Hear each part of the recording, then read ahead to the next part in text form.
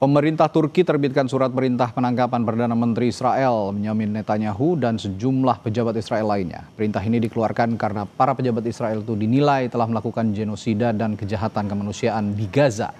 Kita bahas isu ini bersama pakar hukum internasional Profesor Hikmahanto Juwana. Selamat malam, Prof. Hik. Malam.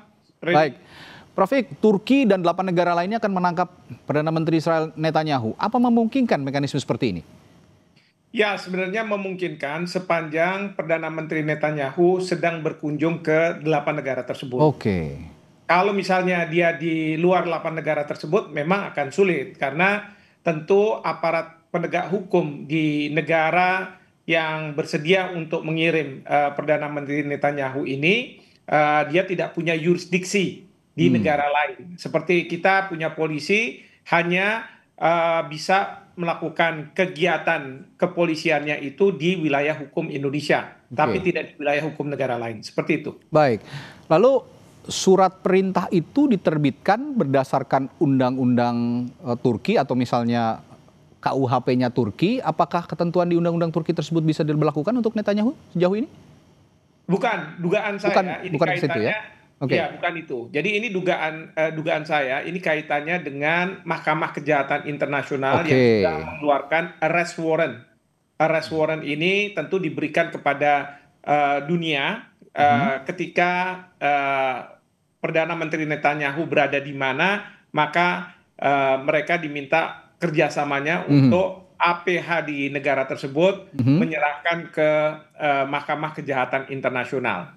Nah, tentu kalau misalnya itu di Israel, tentu itu tidak bisa karena APH-nya pasti tidak akan mau. Dan Israel sudah menyatakan diri sudah keluar dari atau tidak pernah ikut di dalam statuta ya ratifikasi dari perjanjian statuta Mahkamah Internasional.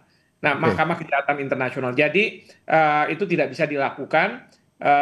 Juga demikian kalau Amerika Serikat pasti mereka juga tidak mau. Tapi 8 negara ini sudah mengatakan bahwa kami bersedia.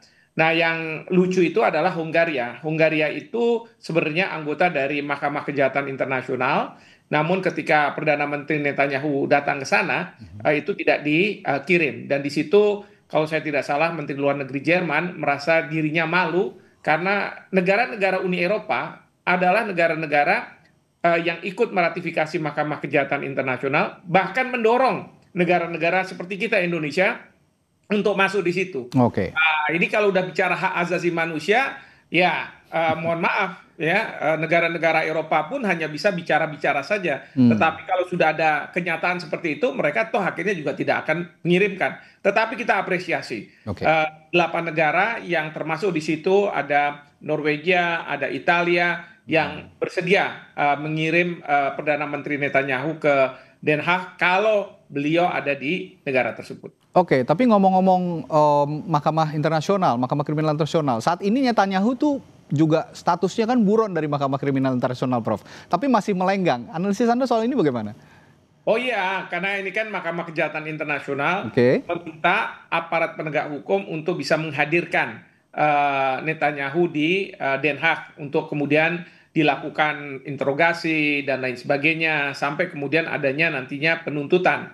Tetapi ingat, karena Netanyahu ini kepala pemerintahan, maka dia merasa bahwa dia tidak perlu memenuhi panggilan tersebut.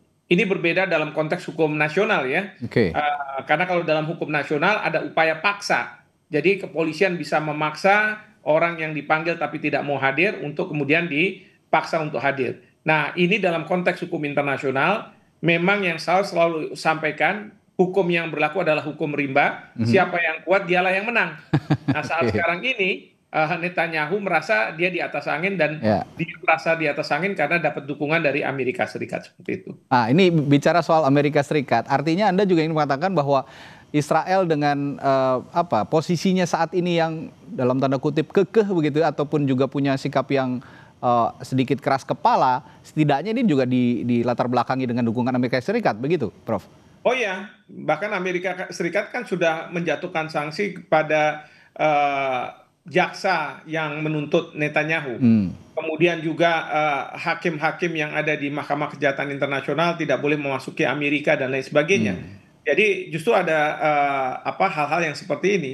Bahkan yang sekarang ini seperti Turki yang tadinya siap untuk mengirim Ya. ISF, pasukan ISM, oleh Israel malah dicegah. Yang menurut saya ini nggak ada kaitannya sebenarnya.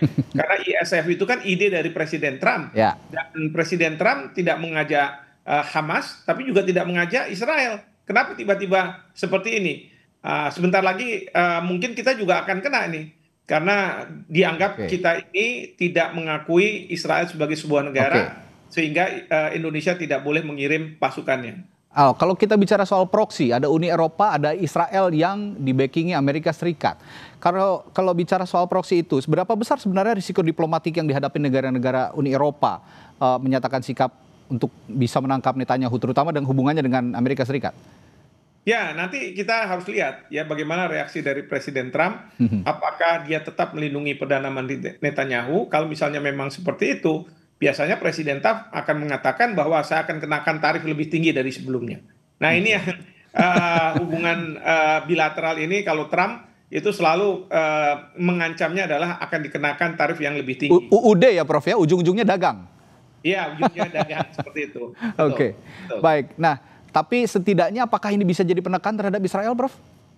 Ya tentu ini bisa jadi penekan. Hmm. Ya, sekarang ini misalnya 157 negara sudah mengakui Palestina sebagai sebuah negara. Itu sebagai daya tekan. Hmm. Buktinya pada waktu Trump berpidato, Netanyahu berpidato di forum PBB, banyak delegasi yang walk out. Oke. Kemudian juga kita lihat nih warga di berbagai negara Eropa yang selama ini pemerintahnya selalu mendukung Israel, mereka menyuarakan bahwa tindakan yang dilakukan oleh Netanyahu ini sudah mengarah ke genosida.